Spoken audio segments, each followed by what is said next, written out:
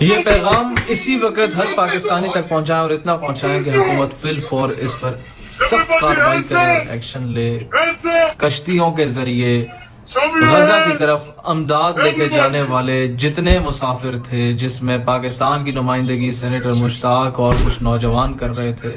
Total دنیا کے 46 ممالک میں سے 500 کے قریب لوگ جا رہے تھے، اس پر وہ غزہ کی حدود میں داخل ہوتے ہی اسرائیلی فورسز نے اس پر حملہ کر دیا ہے، لوگوں کو گرفتار کرنا شروع کر دیا ہے،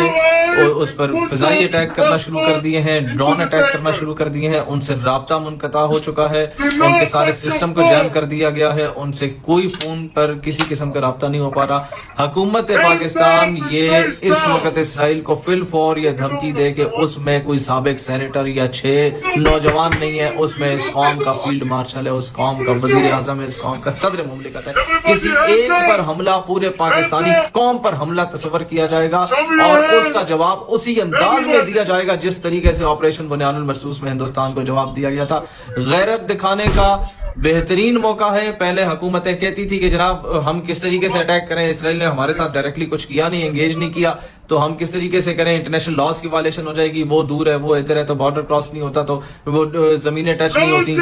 یہ سارے بہانے ختم۔ ابھی آپ فی الفور یہ کام کریں، اگر آج آپ لوگوں نے یہ نہیں کیا تو آنے والی نسلیں آپ لوگوں کی قبروں پہ آ کے تھوکیں گی۔ اس وقت مسئلہ فلسطین کے لیے لوگ تانے دیتے تھے ہم سب کو، اور اسپیشلی سینیٹر مشتاق کو کہ جناب بڑا ہی کوئی شوق ہے تو جاؤ نا غزہ جاؤ، فلسطین جاؤ، وہ چلا گیا ہے، اس نے اپنے حصے کا کام کر لیا ہے۔ اب جو تانے دیتے تھے وہ اپنے حصے کا کام کریں، پریکٹیکلی کچھ کریں، پاکستان کی آواز بنے۔ اس وقت جن لوگوں کے لیے وہ امداد لے کے جا رہے ہیں غزہ کے مظلوم مسلمانوں کے لیے، وہ اپنی آزادی اور خود مختاری کی جنگ نہیں لڑ رہے،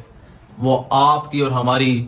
آزادی اور خود مختاری اور بیت المقدس مسجد الاقصی کی جنگ لڑ رہے ہیں۔ وہ امت مسلمہ کی طرف سے فرض کفایہ ادا کر رہے ہیں، جو کام ہمارا، آپ کا اور پوری امت کا بنتا تھا وہ لوگ کر رہے ہیں۔